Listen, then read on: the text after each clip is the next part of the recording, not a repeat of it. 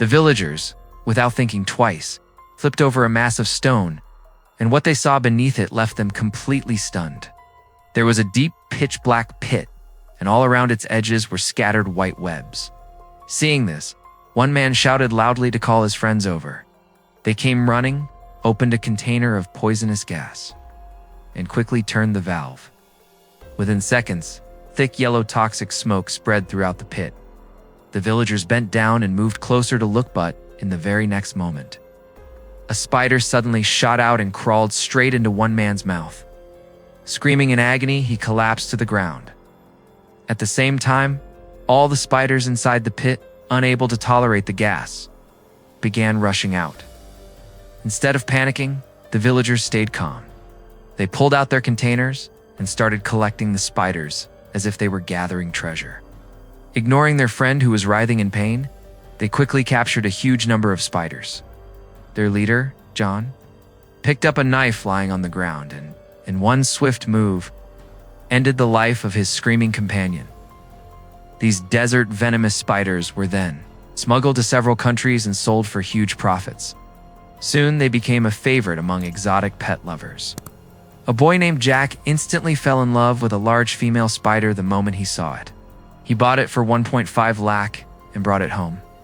Treating it like a priceless treasure, Jack's room was already filled with strange and dangerous creatures: venomous scorpions, grasshoppers, geckos, giant cockroaches, and even deadly sword-wielding frogs. His room looked more like a warehouse of poison. The only thing missing was a venomous spider. Excited, Jack took out his new spider, examined it closely, and named it Baby. He then took a shoebox, lined it with plenty of tissue paper, and placed the spider inside. After closing the lid, he kissed the box and thought to himself that he would come back to it later that night. He planned to come back later and place it into a better box. With that thought, he left the room completely unaware that this tiny spider wasn't ordinary at all, but one of the most venomous spiders in the world. As soon as Jack was gone, the spider slipped out through a small hole in the box. Meanwhile, Jack was out partying at a disco with his friends. When he finally returned home and opened the box, the spider was gone. At first, he thought it must be hiding inside the tissue paper, but no matter how much he searched, he couldn't find it. That's when he noticed a large hole in the box. Panic completely took over. His mind started racing at full speed.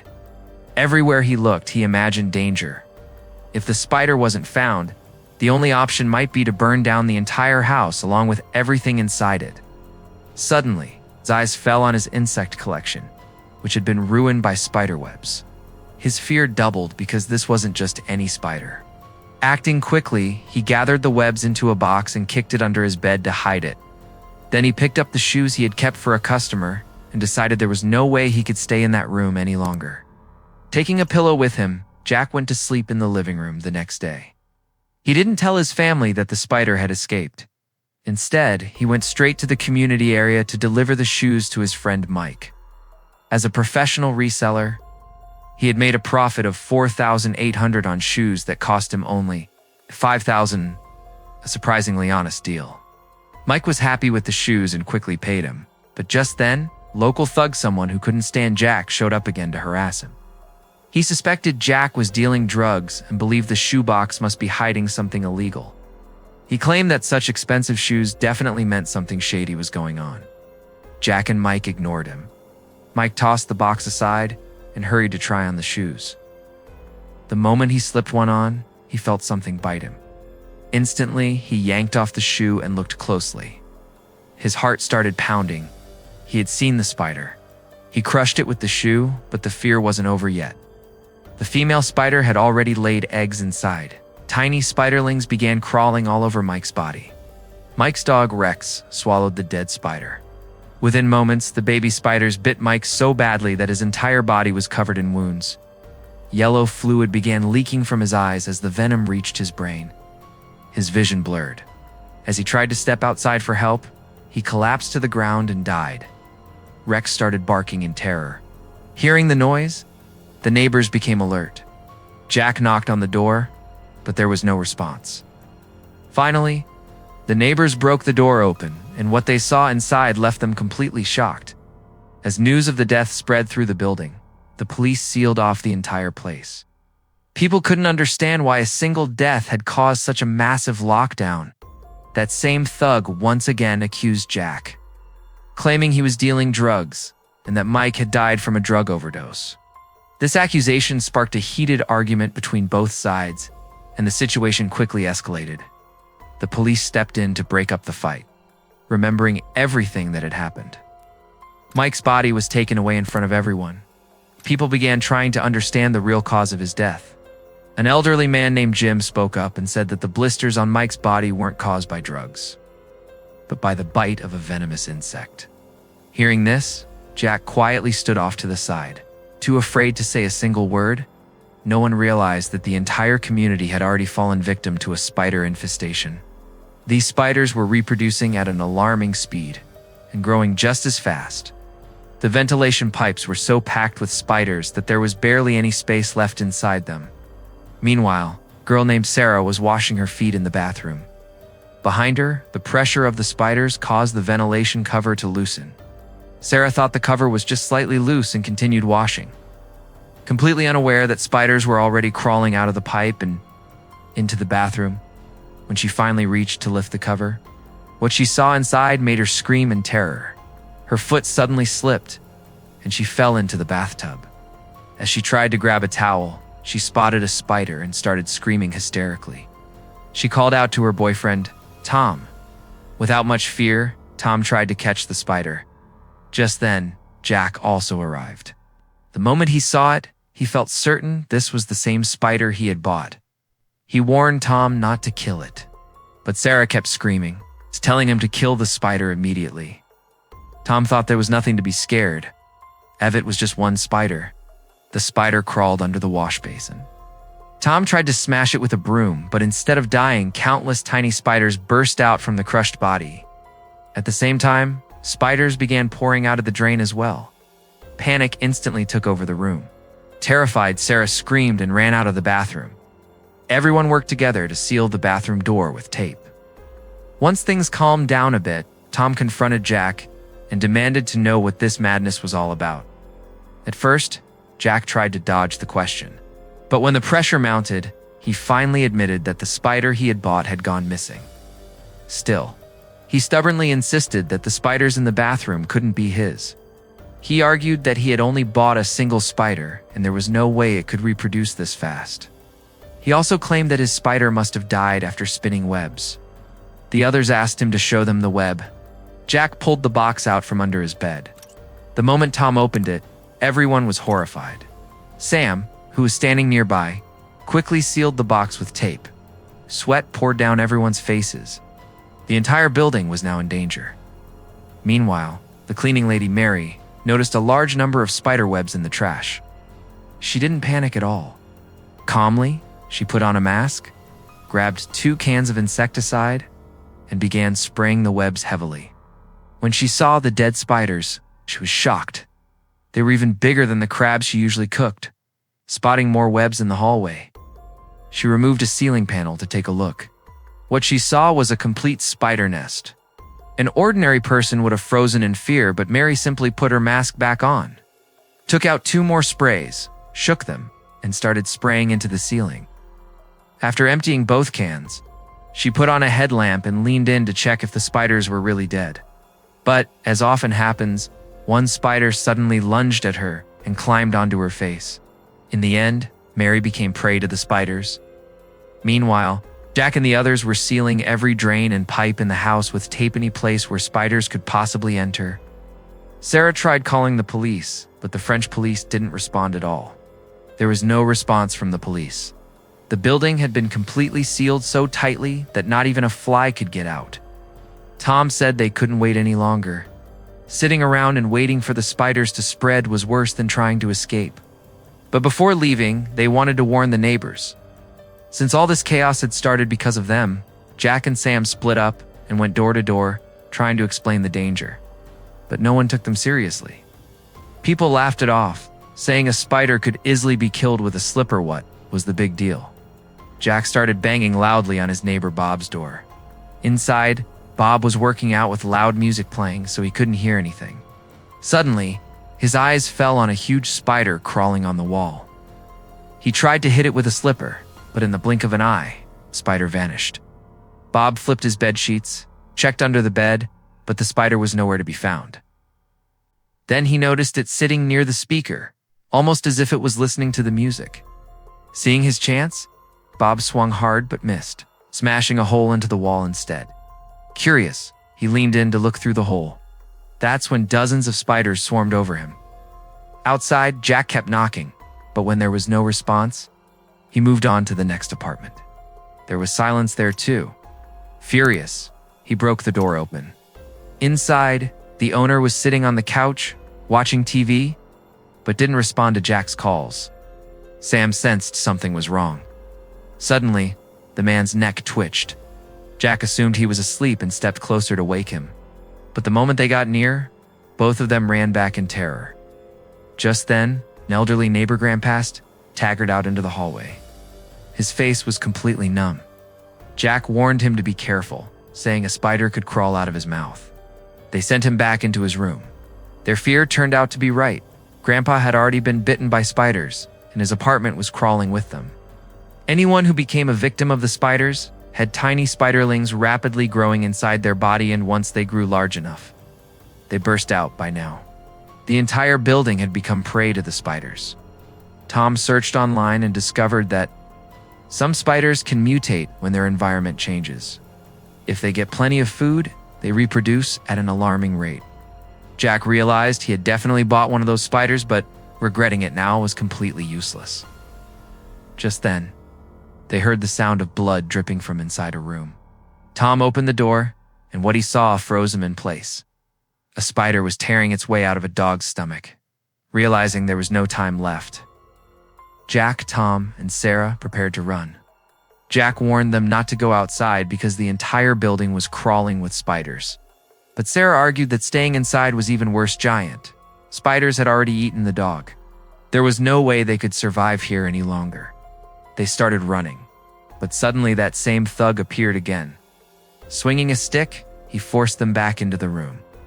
Jack couldn't understand what this guy even wanted anymore. The thug pointed toward the rooms and demanded to know which one belonged to Jack. He was still convinced that Jack was dealing drugs.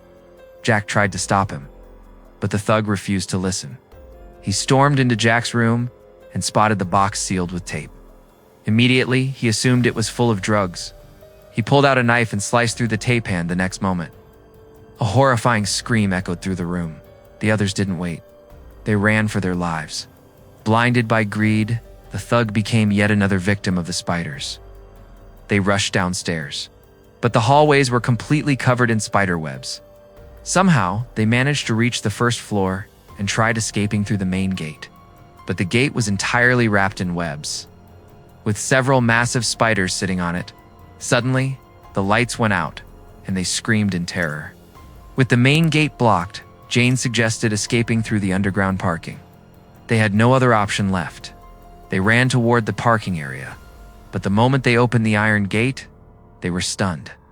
The passage was filled with spiders. It looked like a spider's cave.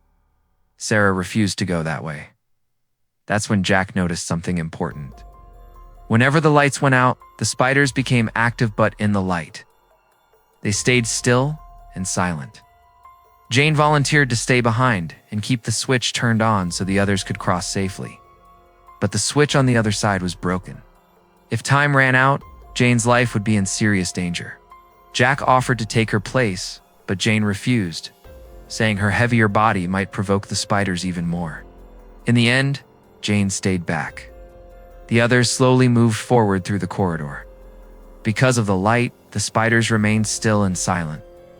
Jane stayed alert the entire time. Finally, they reached the parking gate. Jane pushed the switch fully on and sprinted into the corridor. Everything seemed to be going fine until, at the final turn, a web blocked her path. At that exact moment, the lights went out. Jack rushed to save her, but Sam held him back. Jane lit her lighter, but a spider was already right near her face. Somehow the others managed to reach the parking area, but a new danger awaited them there. Someone was holding the gate shut from the outside. The French police showed no concern for their lives. They ordered everyone to return to their apartments. Behind them were spiders, and in front of them were police refusing to let them through. Jack and the others tried pulling the gate open. That's when the police threw a smoke bomb inside. The smoke was so thick they couldn't even open their eyes. Still, they refused to give up. Just as the gate was about to open, the police fired shots inside. There was no way out anymore, so they were forced to go back the same way. While retreating, Jack noticed Tom was missing. He went looking for him and found Tom trapped in spiderwebs. His death was inevitable. Tom begged Jack to run. Jack could do nothing. Sarah cried helplessly, desperate to save her husband. But Jack stopped her. Suddenly, a drop of blood fell on Sam. He looked up and saw Mary's body hanging in the webs. A massive spider was crawling out of her stomach. There was no time left. Dragging a screaming Sarah with them, they hid inside the trash room. Thanks to Mary's insecticides, there were no spiders there. Once things settled a bit, Sam suggested they go up to the rooftop and call for help. It might be their only chance of survival. With no other option, they headed toward the roof. Sam opened a steel gate and carefully peeked inside. It was pitch dark. He lit a firecracker and tossed it in. The rooftop was crawling with huge spiders. He immediately slammed the gate shut. Next, he cracked a glow stick and took a different route. Because of the light, the spiders stayed still. As the glow stick began to fade, Sam pulled out a hand-crank flashlight and started spinning it rapidly, shining the light directly at the spiders. But then Jack pulled out a gasoline bomb. Everyone tried to stop him, but he lit it anyway. The fire didn't kill the spiders instead, it enraged them. The spiders charged at them. In the chaos, they finally managed to hide inside an apartment belonging to a friend who had already moved out. There were no spiders inside. Catching his breath, Jack turned to Sam and asked if he had anything useful. Anything at all that could help them survive. They had no choice but to reach the rooftop, because staying there meant becoming food for the spiders. But Sam couldn't find anything useful. They were completely trapped. Jack was drowning in regret for ever buying that spider. Just then, the police suddenly arrived. They begged for help, but the officers were terrified, assuming they had all been bitten by spiders. The police aimed their guns at them. Jack lost his temper. One of the officers punched him, and Jack struck back. A brutal fight broke out between both sides. In a fit of rage, Jack grabbed a gun and shot one of the policemen. Eventually, the police overpowered them. When Jack regained consciousness, he was badly beaten. He saw workers cleaning up dead spiders all around. That's when the truth became clear. They had been in the basement all along. The police had deliberately trapped people inside the building to prevent the spiders from escaping outside. A policeman named Bill scolded them, saying they had ruined the entire plan. Jack fired back, saying that if the police had done their job properly, his friend would still be alive. That's when Sam revealed that he had been bitten by a spider in the corridor, and the venom had already spread throughout his body. He said he wouldn't survive much longer, so he would open the basement gate to let the spiders out, giving the others a chance to escape. Jack tried to stop him, but Sam refused to listen. Taking advantage of the chaos, Sam opened the basement gate. The spiders poured out. Police officers were killed and injured everywhere. In the middle of the chaos, Jack and the others ran for their lives. While escaping, Jack and Jane got separated. They hid behind a vehicle. Nearby police officers were being attacked by spiders, but there was nothing they could do to help. Jack and Sarah split up, taking different routes. Jack ran off, desperately searching for Jane. Jack went looking for her, but he was shot and his leg was shattered. Jane dragged him into a van. Just then, a massive spider started moving toward them. They both thought this was the end. Suddenly, headlights appeared in the distance. Frightened by the light, the spider retreated. It was Sarah. She had come back with a car. Jane helped the injured Jack into the vehicle, and Sarah sped off. Without caring whether she was crushing spiders or running over police officers. But the iron gate of the garage was still closed. Right in front of it stood a huge spider. Someone had to get out and open the gate. Jack decided to do it himself. Slowly, he approached the spider and told Sarah to turn off the headlights. He realized it was a male spider. which doesn't attack unless it's hungry. His gamble worked, the spider moved away. Jack opened the garage gate, and a beam of sunlight poured inside, breathing in fresh air. They finally escaped. And that's where this story comes to an end, friends. If you enjoyed the video, don't forget to hit like and subscribe to the channel. See you in the next video. And that wraps up today's story. Now we want to hear from you. Where are you watching from? Drop your city or country in the comments, and let's see how far these stories reach. If this story moved you or gave you chills, give it a like, share, and subscribe for more powerful stories. One last thing, rate the story from 1 to 10 in the comments. Your feedback helps us bring you even better ones next time. Thanks for watching. We appreciate you being part of this storytelling journey.